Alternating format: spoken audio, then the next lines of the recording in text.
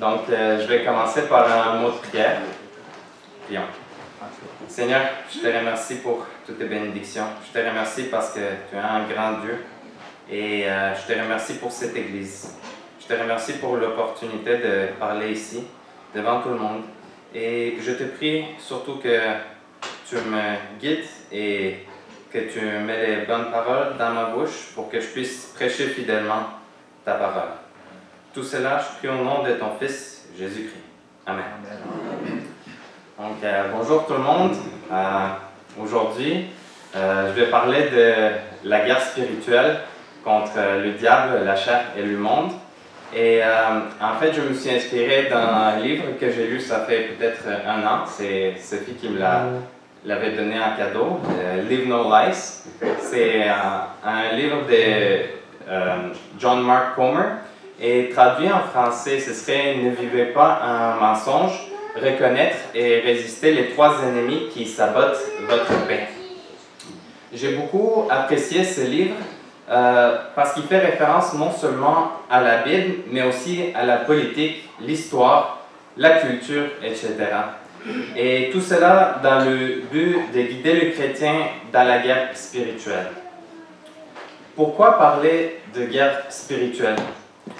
Parce que qu'on le veuille ou pas, dès qu'on accepte Jésus-Christ comme notre Seigneur et Sauveur, nous mettons une cible dans notre dos.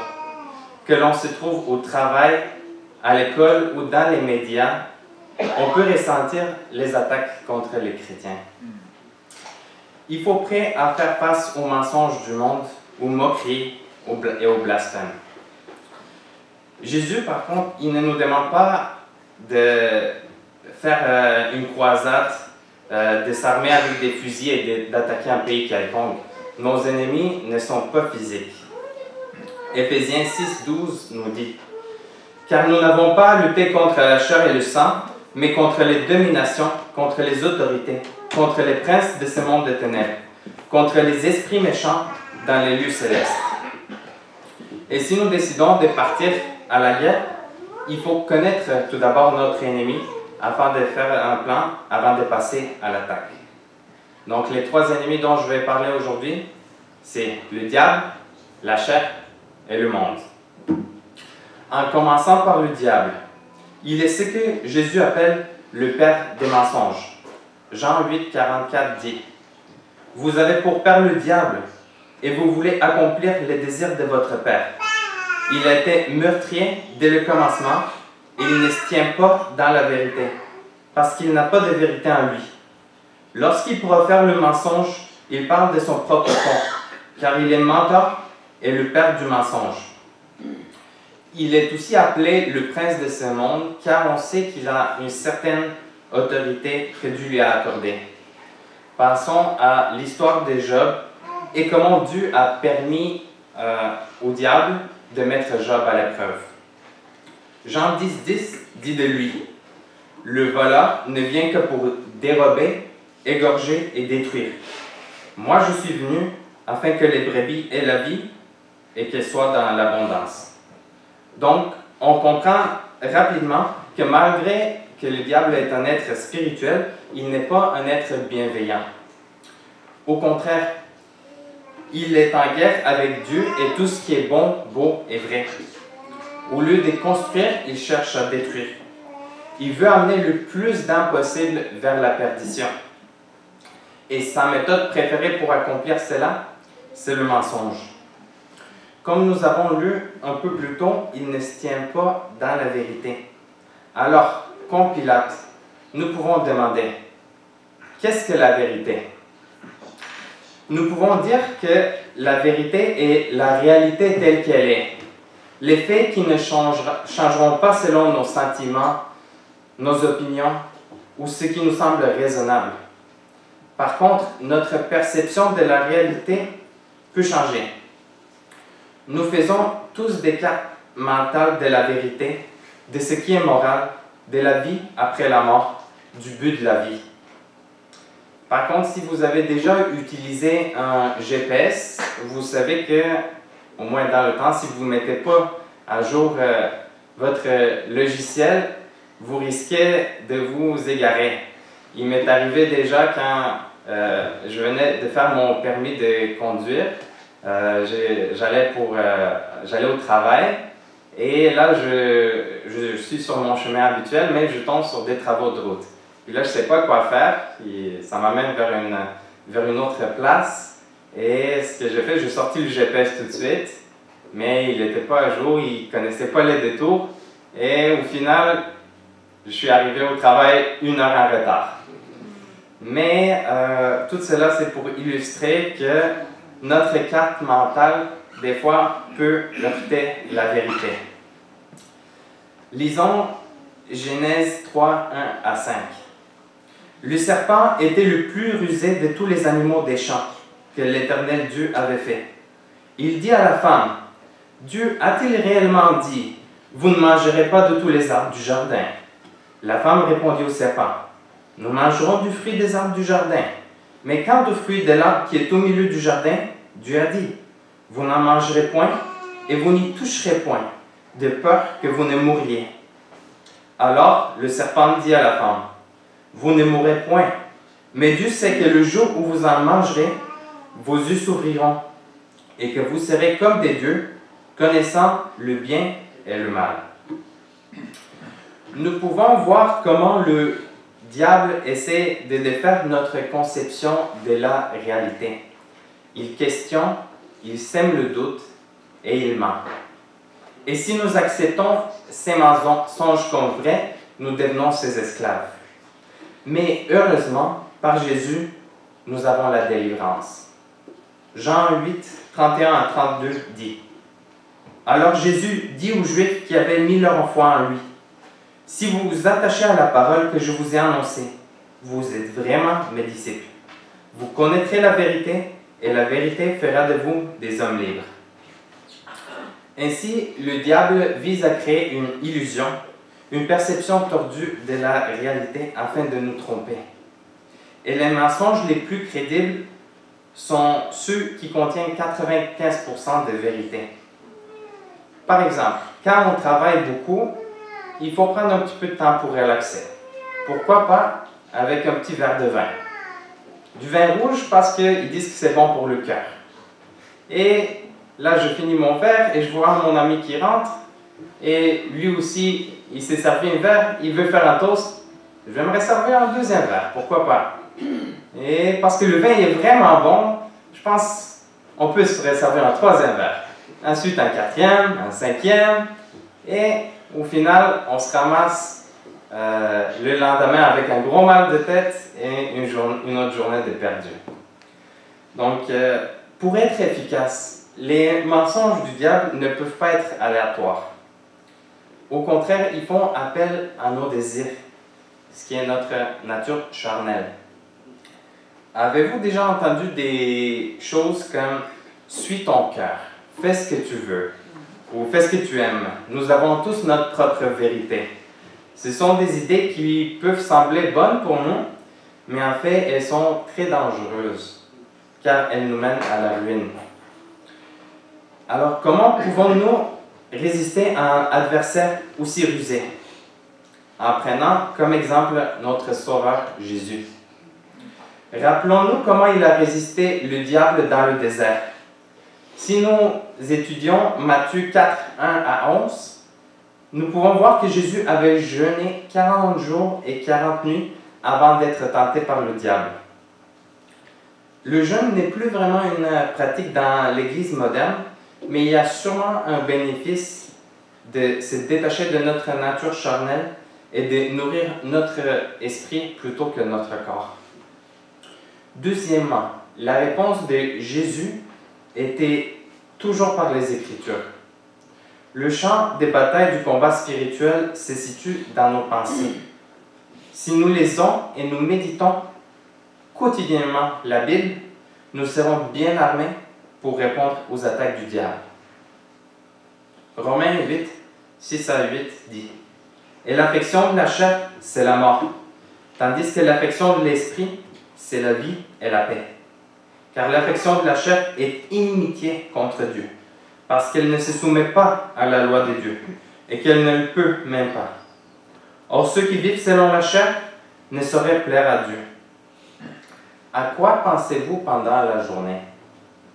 Combien de temps allouez-vous à la méditation de la Bible et combien de temps passez-vous à penser à ce que vous allez manger, à comment vous allez vous habiller ou à vos prochaines vacances? Avez-vous fait la mise à jour de votre carte mentale aujourd'hui? Sinon, trouvez un endroit silencieux pour passer du temps dans la prière et pour lire la Bible. Jésus aussi trouvait du temps pour se mettre à l'écart et pour prier. Pensons à sa prière dans le jardin de Gethsémani. 1 Pierre 5, 8 à 10 nous dit « Soyez sobres, veillez. Votre adversaire le diable rôde comme un lion rugissant, cherchant qui il dévorera. Résistez-lui avec une foi ferme, sachant que les mêmes souffrances sont imposées à vos frères dans le monde. Le Dieu de toute grâce, qui vous a appelé en Jésus-Christ à sa gloire éternelle, après que vous aurez souffert un peu de temps, vous perfectionnera lui-même, vous affermira, vous fortifiera, vous rendra inébranlable. » Nous avons parlé un peu plus tôt des mensonges du diable et comment ils ne sont pas aléatoires, mais plutôt ils sont modélés selon nos désirs personnels. Donc, rappelons-nous les trois ennemis avec Éphésiens 2, 1 à 3. Vous étiez morts par vos offenses et par vos péchés, dans lesquels vous marchiez autrefois, selon le train de ce monde, selon le prince de la puissance de l'air, de l'esprit qui agit maintenant dans les fils de la rébellion. Nous tous aussi, nous étions de leur nom, et nous vivions autrefois selon les convoitises de notre chair, accomplissant les volontés de la chair et de nos pensées. Et nous étions par nature des enfants de colère comme les autres. Donc, comme vous pouvez vous en douter, je vais parler maintenant de la chair. Donc, c'est le second ennemi et elle représente notre nature pécheresse. Quand nous pensons au plaisir charnel, nous pensons à la gloutonnerie, la drogue, le sexe. Les scientifiques expliquent ces désirs par la dopamine. C'est une molécule chimique qui nous fait désirer toujours plus. Et la solution à tous ces désirs dans le monde se résumerait bien par la théorie de Freud. Donc, c'est le fondateur de la psychanalyse.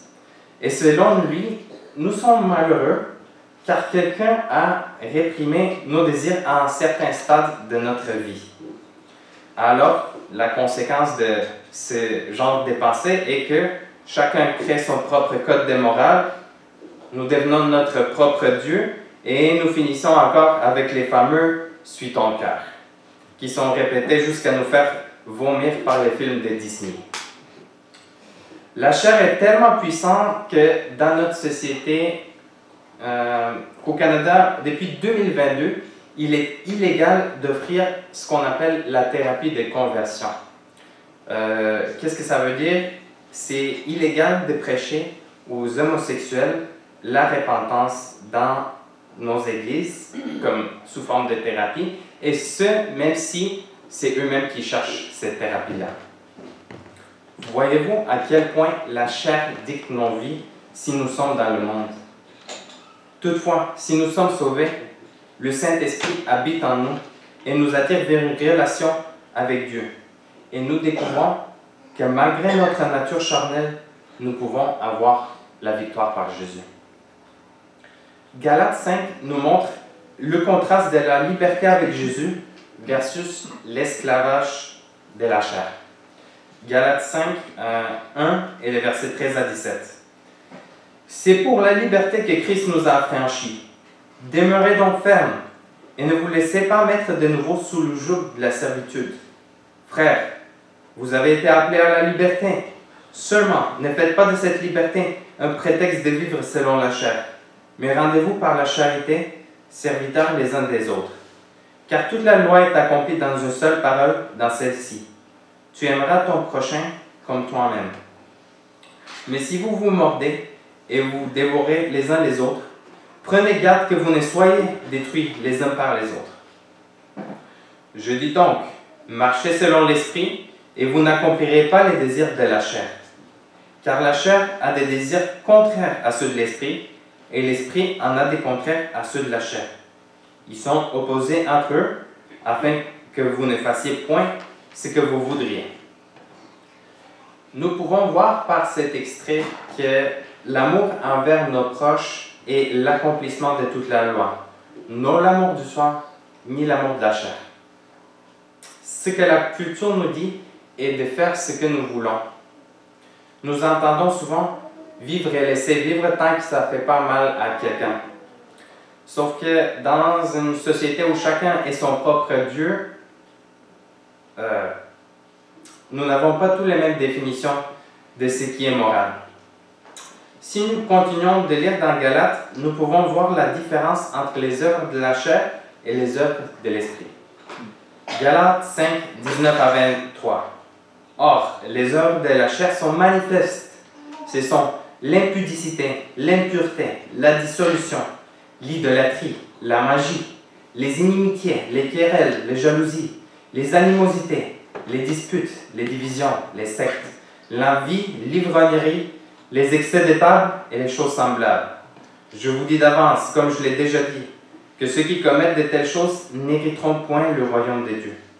Mais le fruit de l'esprit, c'est l'amour, la joie, la paix, la patience, la bonté, la bénignité, la fidélité, la douceur, la tempérance.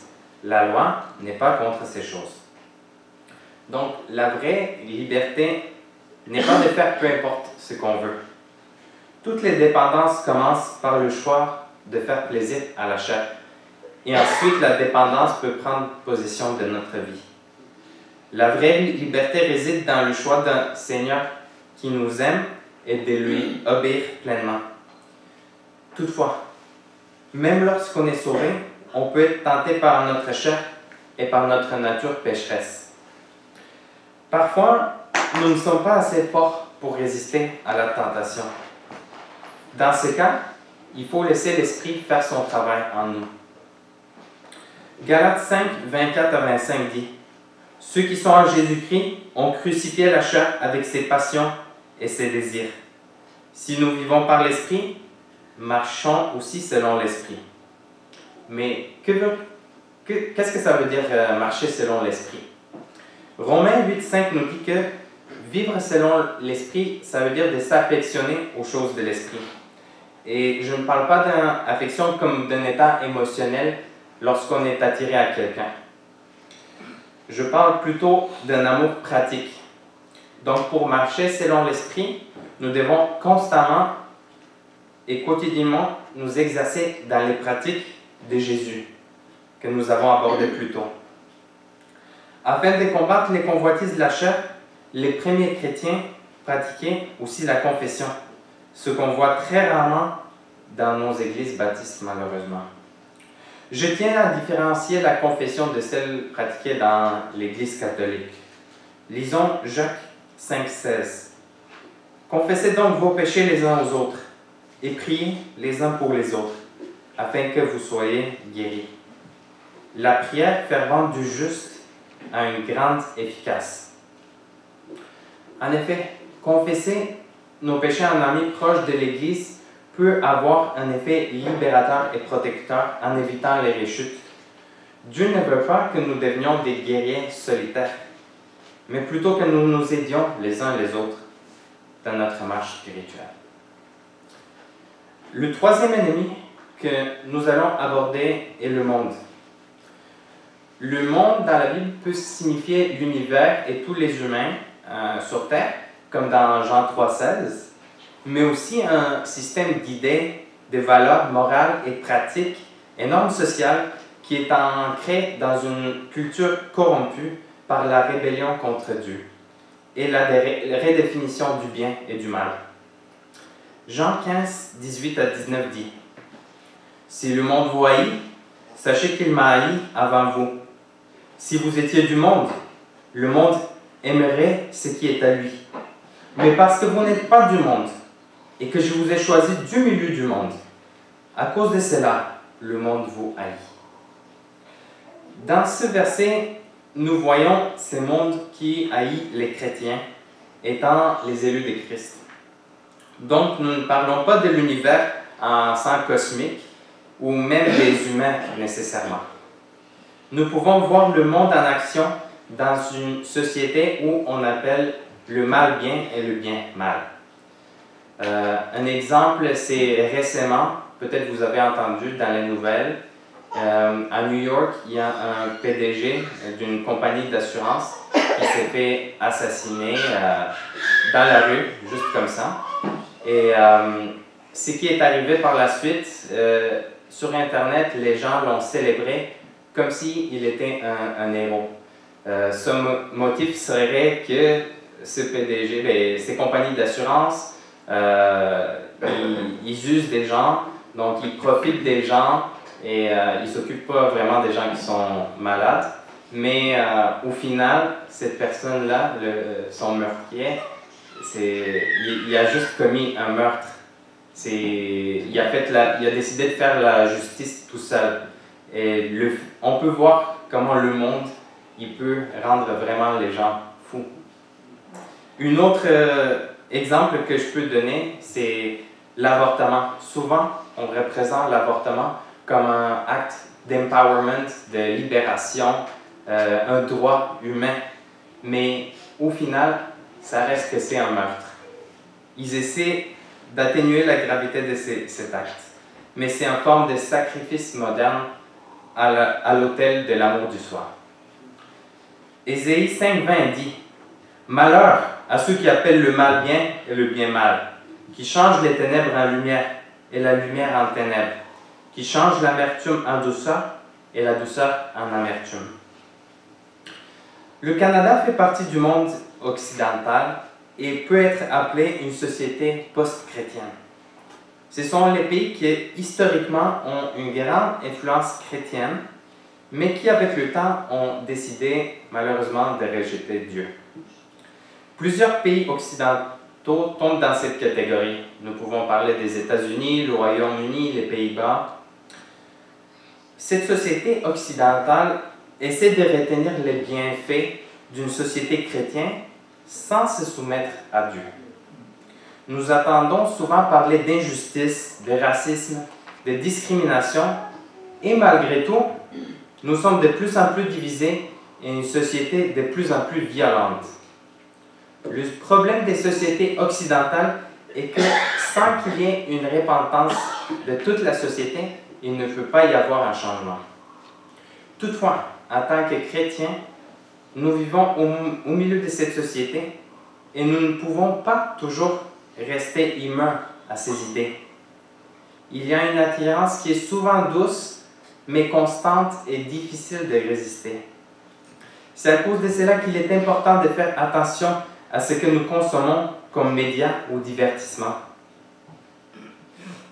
Nous devons nous assurer que nos valeurs soient inspirées avant tout de la parole de Dieu et non des médias que nous consommons, de l'Internet, etc. Ce n'est pas seulement parce que nous sommes dans l'Église que nous pouvons baisser nos gardes. Malheureusement, les idées mondaines peuvent aussi rentrer dans les églises, souvent déguisées en tant qu'idées progressives. Donc, les trois ennemis dont nous parlons aujourd'hui luttent ensemble contre nous. Donc, si je peux résumer mon message, ce serait les idées mensongères du diable font appel à nos désirs charnels, la chair, et sont normalisés dans une société déchue, qui est le monde. Toutefois, nous pouvons résister le monde comme chrétiens. 1 Pierre 2, 11 à 12 dit « Bien-aimés, je vous exhorte, comme étrangers et voyageurs sur la terre, à vous abstenir des convoitises charnelles qui font la guerre à l'âme. Ayez, au milieu des païens, une bonne conduite, afin que là même où ils vous calomnient, comme si vous étiez des malfaiteurs, ils remarquent vos bonnes œuvres et glorifient Dieu au jour où il les visitera. » Nous devons être des imitateurs de Christ, car nous le représentons dans le monde. Il faut se rappeler que les non-croyants ne sont pas l'ennemi. Notre guerre ici sur terre est spirituelle. Donc nous devons prier pour nos amis, nos les membres de notre famille qui ne sont pas croyants et nos connaissances. Et comment arriver à résister à l'attirance du monde? Pouvons-nous y arriver tout seuls? Certainement, nous avons tous une relation unique avec Dieu, mais en tant qu'Église, je crois que nous pouvons résister de façon beaucoup plus efficace. Romains 11:5 dit: de même aussi, dans le temps présent, il y a un reste, selon l'élection de la grâce. Voilà une parole encourageante. De savoir que nous ne sommes pas seuls, cela peut faire toute la différence. Matthieu 18:20 dit: car là où 2 ou 3 sont assemblés en mon nom, je suis au milieu d'eux. Donc, faire partie de l'Église ne veut pas seulement dire de venir ici le dimanche matin. Cela veut dire de faire des efforts pour créer des relations de confiance. C'est quelque chose qui n'est pas évident, surtout si on se considère introverti ou gêné. Mais nous devons nous intéresser à nos frères et sœurs en Christ.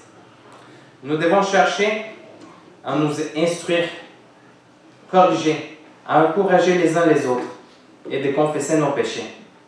Nous devons chercher à créer une communauté sainte au milieu d'une société pervertie, une communauté d'ordre dans une culture de chaos. Que l'on le veuille ou pas, en tant que chrétiens, nous sommes appelés à faire la guerre spirituelle. Avec Jésus comme notre commandant, nous devons l'imiter et lutter comme lui. Marc 8:34 nous dit: puis, ayant appelé la foule avec ses disciples, il leur dit: si quelqu'un veut venir après moi, qu'il renonce à lui-même, qu'il se charge de sa croix et qu'il me suive. J'ai toujours compris la croix comme un symbole des souffrances que nous devons accepter lorsqu'on choisit de suivre Jésus.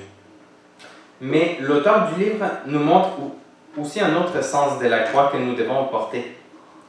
La croix, tout d'abord, est un symbole de la mort.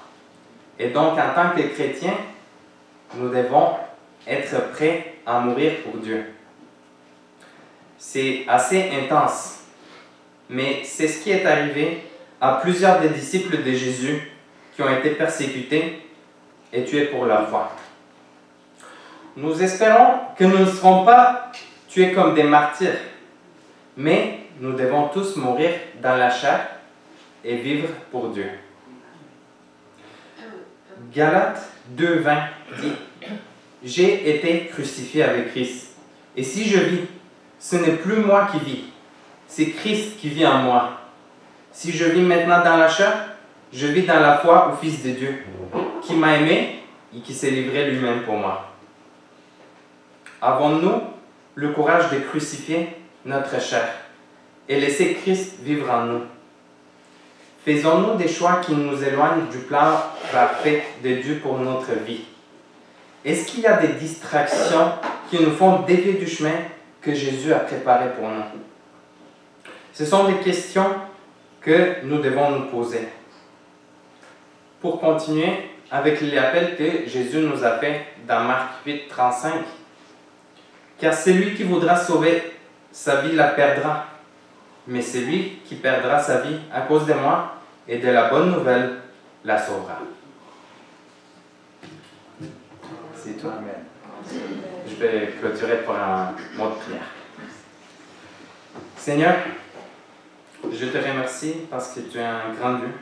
Je te remercie parce que tu as envoyé ton Fils unique sur terre afin qu'il puisse nous sauver, afin qu'il puisse être notre guide dans cette guerre spirituelle dans laquelle nous nous retrouvons. Je te prie maintenant que tu nous aides à être des bons soldats pour toi et qu'on soit des exemples dans un monde déchu. Je te prie maintenant, Seigneur, que tu nous remplis de ton Saint-Esprit et que la parole que j'ai parlée que j'ai partagé aujourd'hui, que cela puisse faire la différence et que tous ceux qui l'ont entendu puissent l'appliquer. Tout cela, je prie au nom de ton Fils Jésus-Christ. Amen.